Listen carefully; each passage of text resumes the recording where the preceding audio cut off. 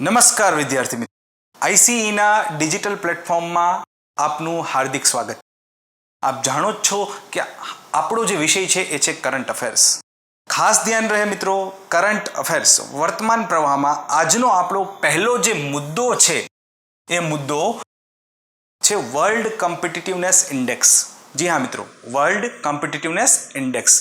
એ ખાસ ધ્યાન રહે મિત્રો, કોઈ પણ એક્ઝામ જે વર્તમાન સમયમાં લેવાય છે સરકારી ભરતી માટે, એ એક્ઝામના દૃષ્ટિકોણથી બે પ્રકારના ક્વેશ્ચન અત્યંત મહત્ત્વના છે.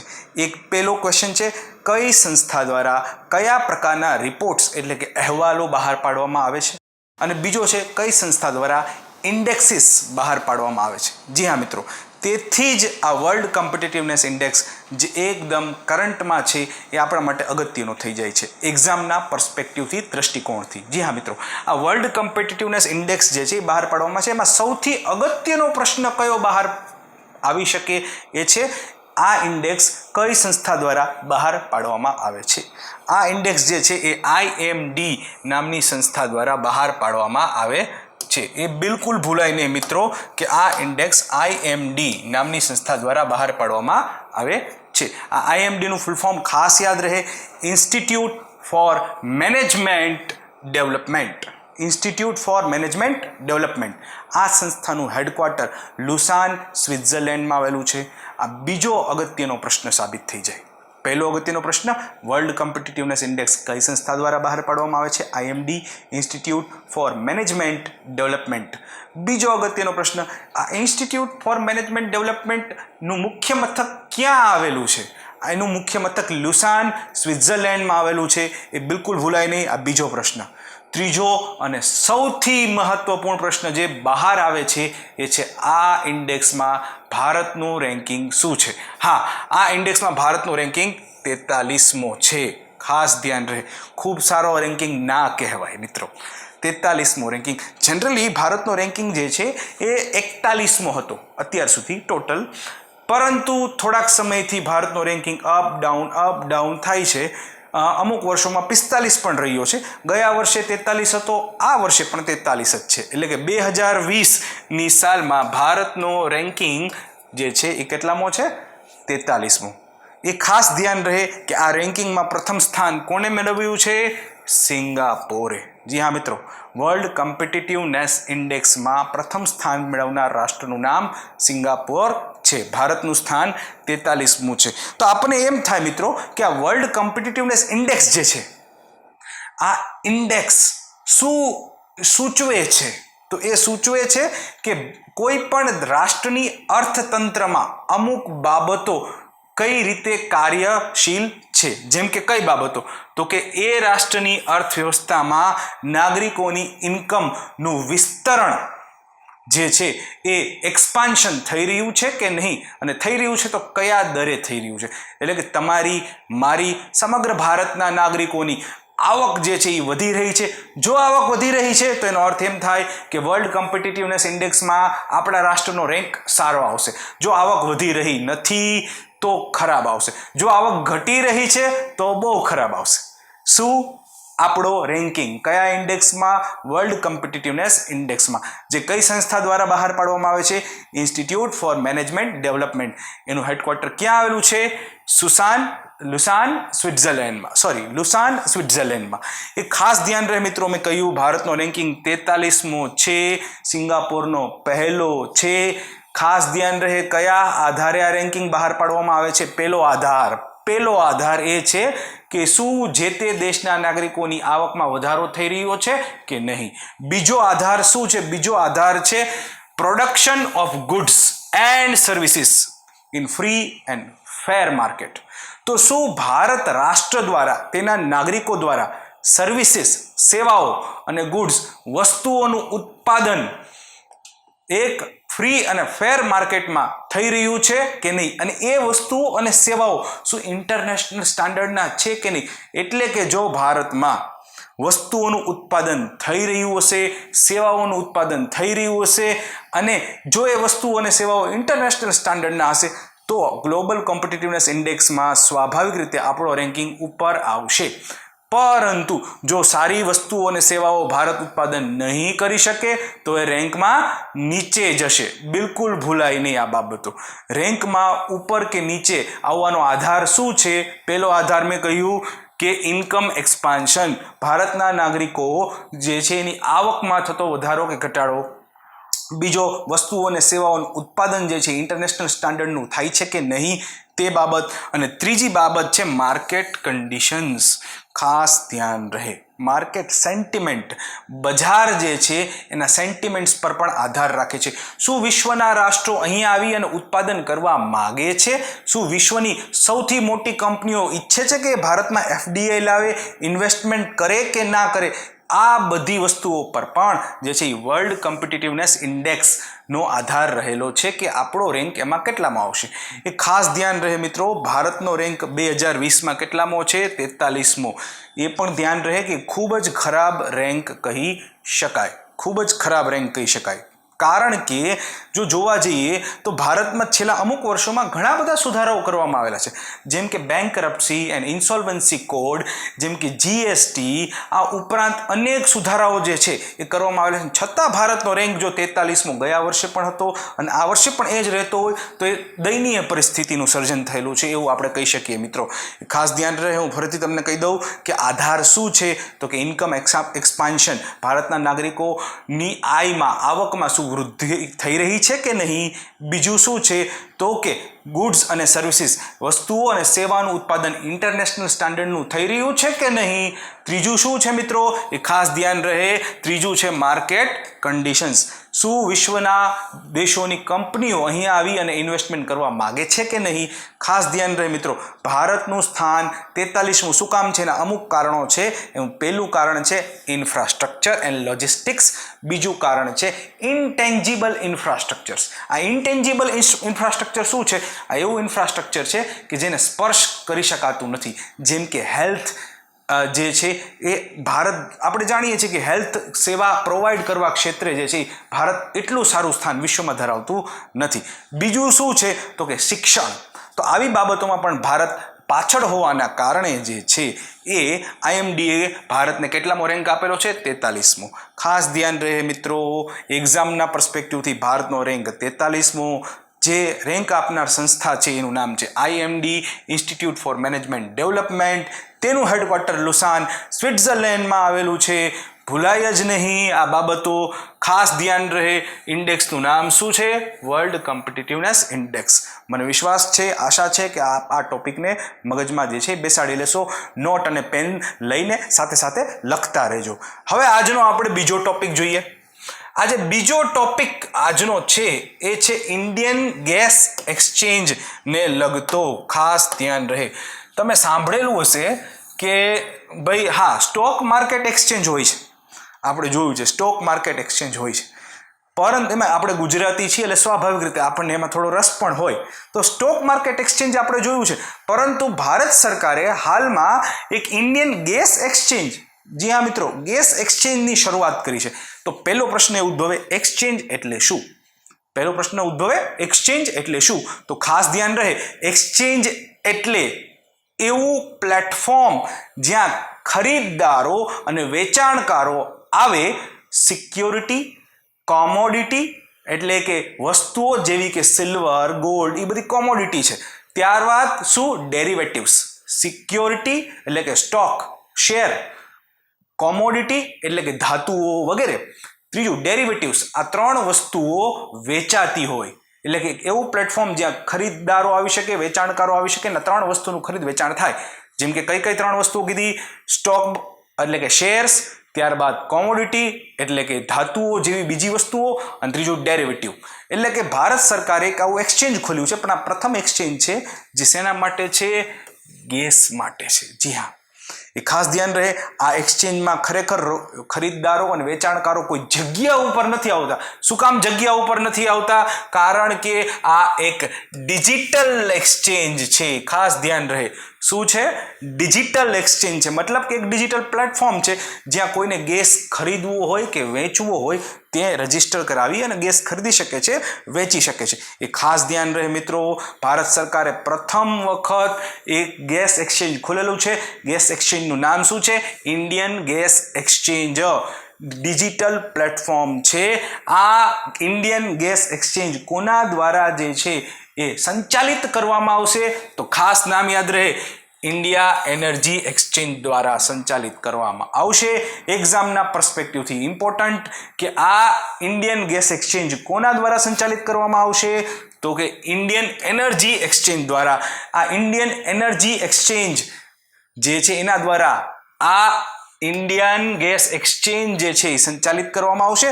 ઇન્ડિયન ગેસ એક્સચેન્જનું હેડક્વાર્ટર ક્યાં આવેલું છે? પરીક્ષાના દ્રષ્ટિકોણથી મહત્વપૂર્ણ.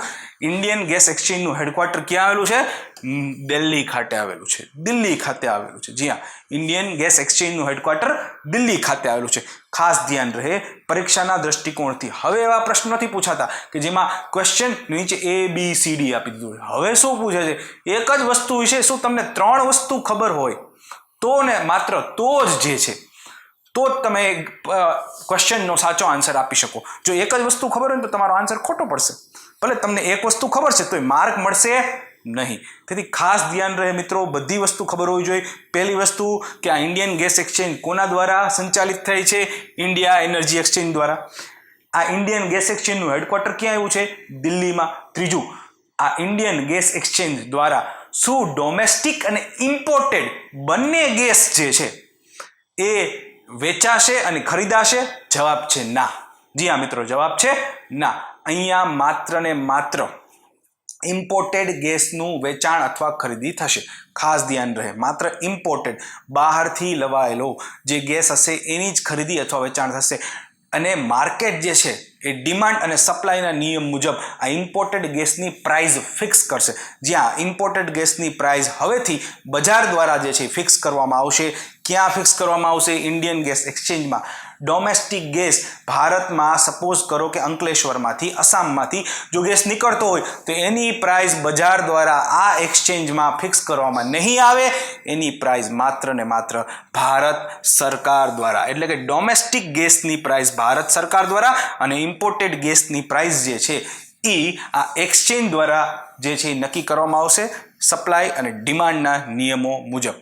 હવે હું ફરીથી એક વખત એક્ઝામના પર્સપેક્ટિવથી, શું કામનું? નવી દિલ્હીમાં આવેલું છે એક્સચેન્જનું હેડક્વાર્ટર. ઇન્ડિયન ગેસ એક્સચેન્જનું હેડક્વાર્ટર નવી દિલ્હીમાં આવેલું છે. એક્ઝામના પર્સપેક્ટિવથી કામનું એ. કામનું બી, શું કામનું?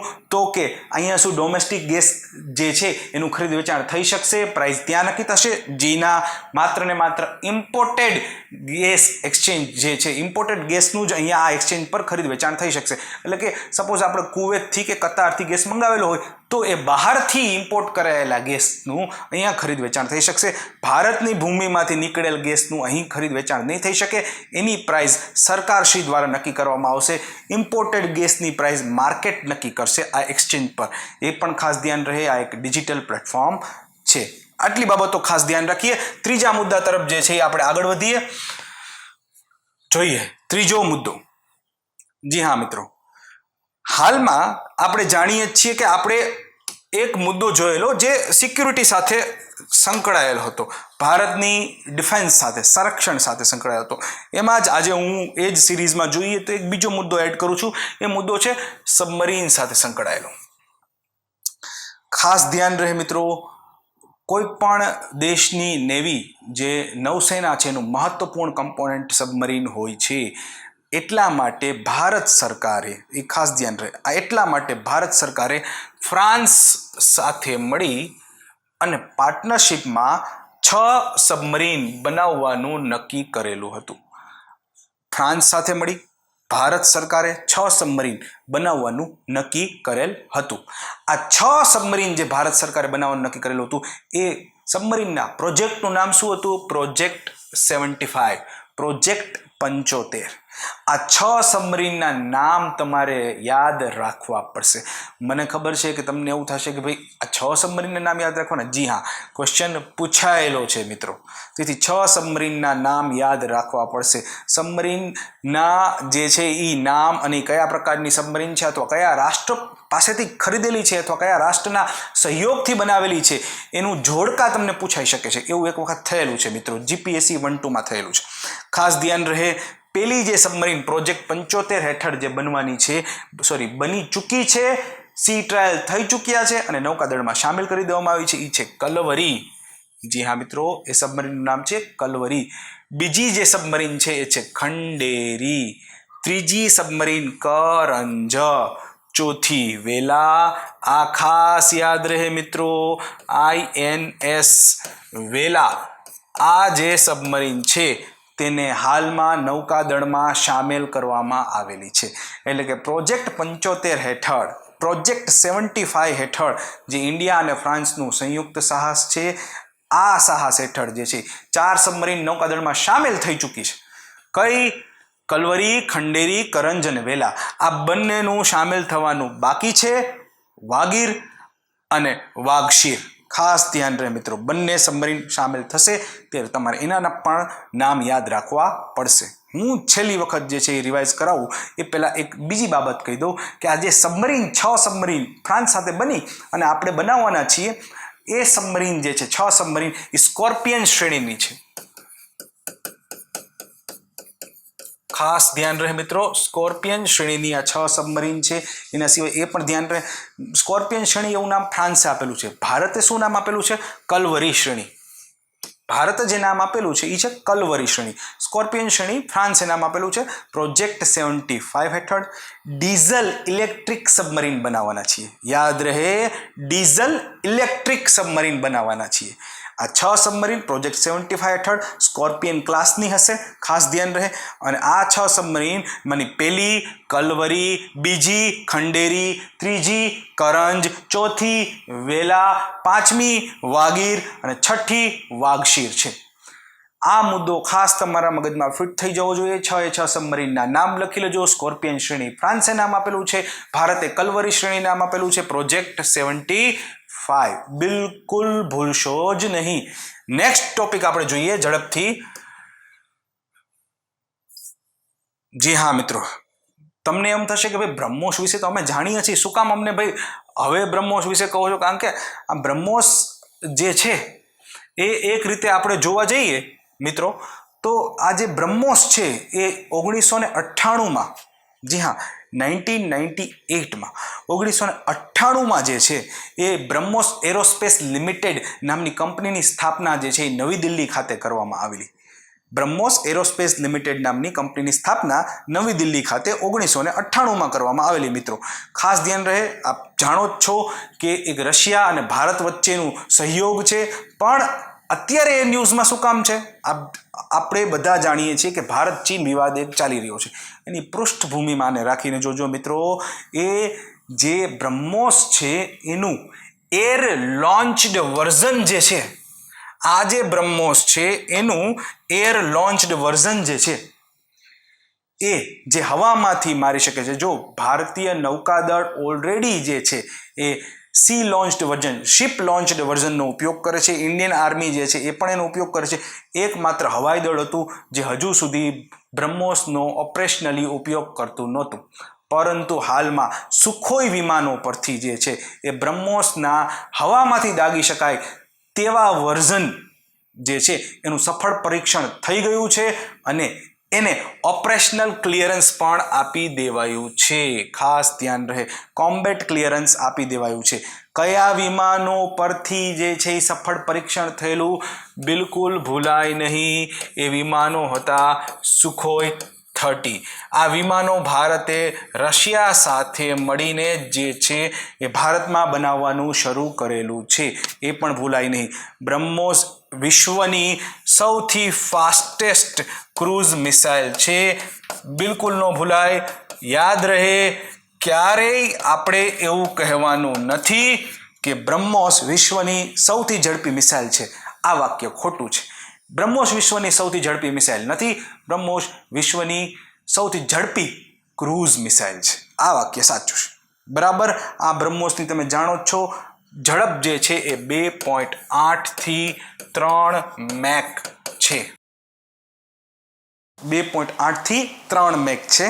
એ ખાસ ધ્યાન રહે મિત્રો. સુખોઈ પ્લેનમાંથી એનું સફળ જે છે એ ફાયરિંગ થઈ ચૂક્યું છે.